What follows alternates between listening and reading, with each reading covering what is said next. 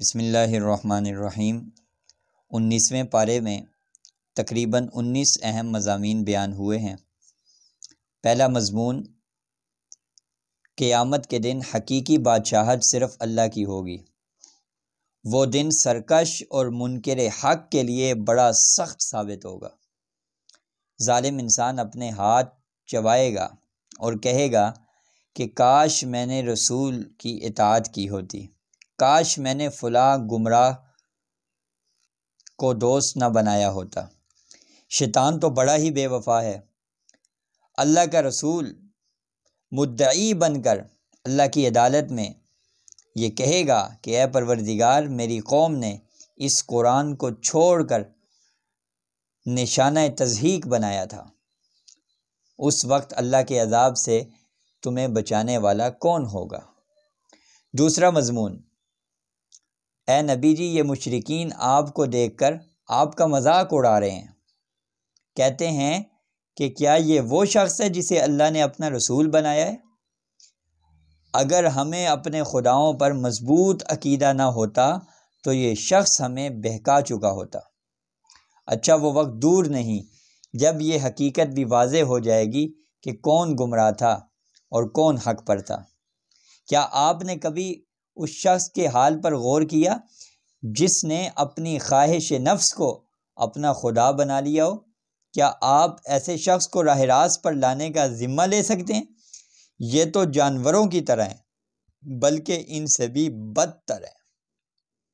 تیسرا مضمون، سورج کا طلوع، غروب، سائے کا گھٹنا بڑھنا، بادلوں کا برسنا، یہ سارا حکیمانہ نظام اللہ تعالیٰ کا قائم کردہ ہے۔ اندھی فطرت کے ہاتھوں خود بخود قائم نہیں ہوا ہے۔ اللہ تعالیٰ کی ذات ہی تو ہے جس نے سمندروں کو ملا رکھا ہے، ایک لذیذ اور شیریں اور دوسرا کڑوا۔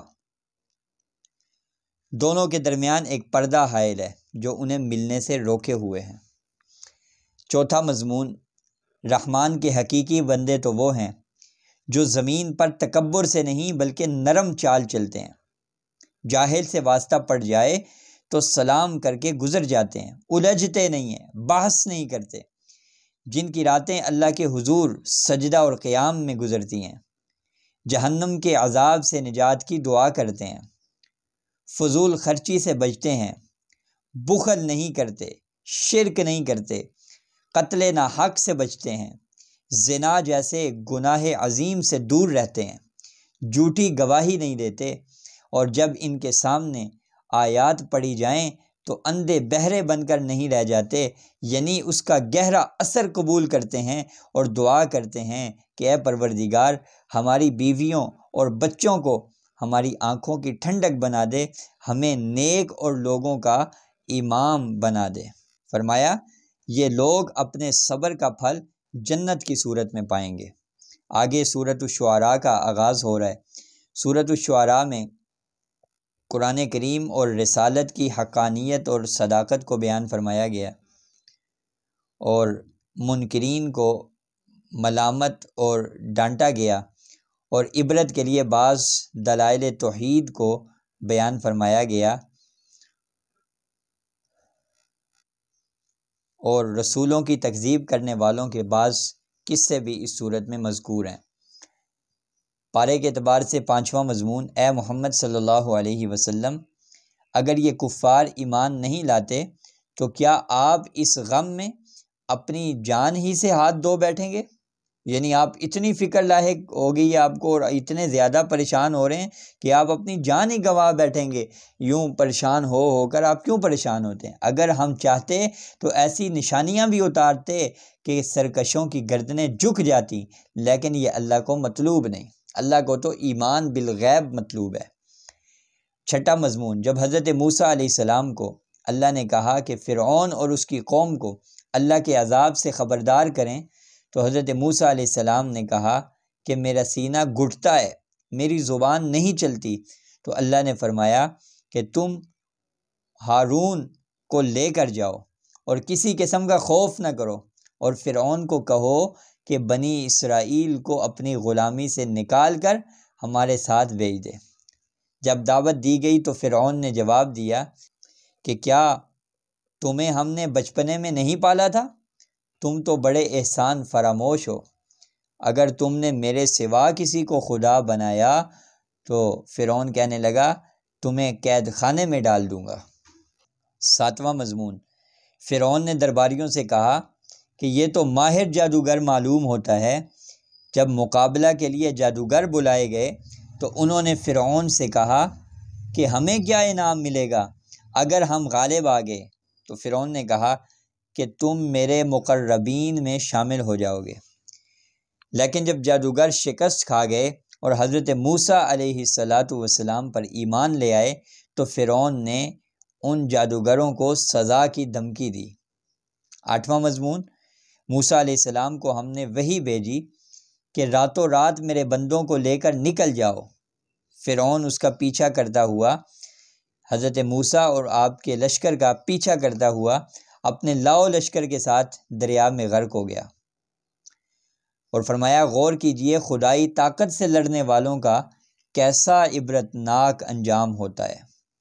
9واں مضمون، حضرت ابراہیم علیہ السلام نے اپنی قوم کو دعوت دیتے ہوئے کہا میرا رب تو وہی ہے جس نے مجھے پیدا کیا، اور پھر میری رہنمائی بھی وہی فرماتا ہے، اور مجھے کھلاتا ہے، وہی مجھے پلاتا ہے، اور جب میں بیمار ہوتا ہوں تو وہی مجھے شفا دیتا ہے، جو مجھے موت دے گا اور دوبارہ زندگی بھی بخشے گا، اور مجھے کبھی اس دن کو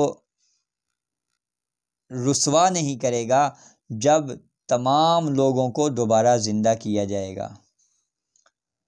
10واں مضمون، حضرت نوح علیہ السلام کا واقعہ تفصیل کے ساتھ بیان ہوا جس کا پیچھے بھی ذکر ہو چکا۔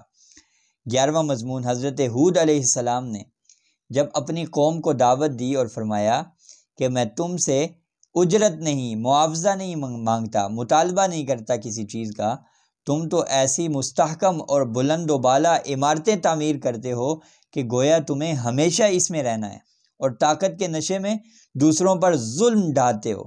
تو قوم نے جواب دیا کہ آپ کا نصیحت کرنا اور نہ کرنا نعوذ باللہ ہمارے لیے برابر ہے۔ 15واں مضمون، اے نبی جی اپنے قریب ترین رشتہ داروں کو اللہ کی ناراضگی سے ڈرائیں اور اہل ایمان سے نرم رویہ اختیار کریں۔ اللہ کی نگاہ ہر وقت آپ پر ہوتی ہے، اور فرمایا یہ اللہ کا کلام ہے، آپ اسے پہنچائیں۔ اور یہ جو شعراء ہیں تو ان کے پیچھے تو گمراہ لوگ چلتے ہیں، وہ ہر وادی میں بھٹکتے ہیں اور ایسی باتیں کہتے ہیں جو کرتے نہیں ہیں۔ ہاں اہل ایمان وہ اس سے مستثنیٰ ہیں۔ یوں سورۃ الشعراء مکمل ہوئی اور آگے سورۃ النمل کا آغاز ہوتا ہے۔ سورہ نمل میں توحید و رسالت کو ثابت کیا گیا، بعض قصے انبیاء علیہ السلام کے بیان فرمائے گئے۔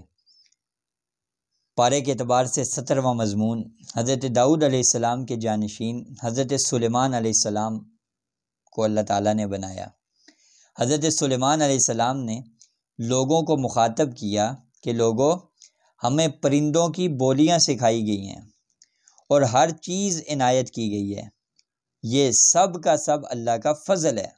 ایک مرتبہ حضرت سلیمان علیہ السلام کے ساتھ انسانوں، جنوں اور پرندوں کے لشکر جمع ہوئے اور دوران سفر چیونٹیوں کی وادی سے گزر ہوا تو ایک چیونٹی نے کہا کہ اپنے باقی چیونٹیوں کو کہ اپنے بلوں میں گھس جاؤ۔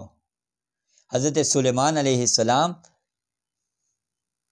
اس کی بات سمجھ کر مسکرائے اور اللہ تعالیٰ کا شکر ادا کیا۔ اور ایک مرتبہ ہد ہد پرندے نے قوم سبا کی حالت حضرت سلیمان کے سامنے رکھی اور کہا کہ قوم سبا اللہ کے بجائے سورج کی پجاری ہے۔ تحقیق کے بعد ملکہ کو خط لکھا اور حضرت سلیمان علیہ السلام نے اسلام کی دعوت دی۔ 18واں مضمون، خط سنا کر ملکہ نے اپنے دربار میں کہا کہ اے سرداران قوم، اس معاملہ میں مجھے مشورہ دو۔ کہ مجھے کیا کرنا چاہیے، تو سرداروں نے کہا کہ ہم اسلام نہیں لائیں گے بلکہ لڑیں گے، ہم طاقتور لوگ ہیں۔ لیکن ملکہ نے جواب دیا کہ بادشاہ جب کسی ملک میں گھس جاتے ہیں تو اسے تباہ کر دیتے ہیں اور عزت والوں کو ذلیل کر دیتے ہیں۔ ملکہ نے حضرت سلیمان علیہ السلام کے پاس حاضر ہو کر اسلام قبول کر لیا۔ 19ویں پارے کا آخری مضمون آیت نمبر 51-52 میں، دیکھو سرکش قوموں کی چالیں ہم کس طرح ناکام بناتے ہیں۔ بہت سی قومیں اپنی سرکشی کی وجہ سے تباہ ہوئیں۔ یہ ان کے گھر ہیں جو خالی پڑے ہوئے ہیں۔ اس میں نشانی اور عبرت ہے صاحب علم اور صاحب عقل لوگوں کے لیے۔ اللہ تعالیٰ قرآن کریم کا فہم ہم سب کو نصیب فرمائے۔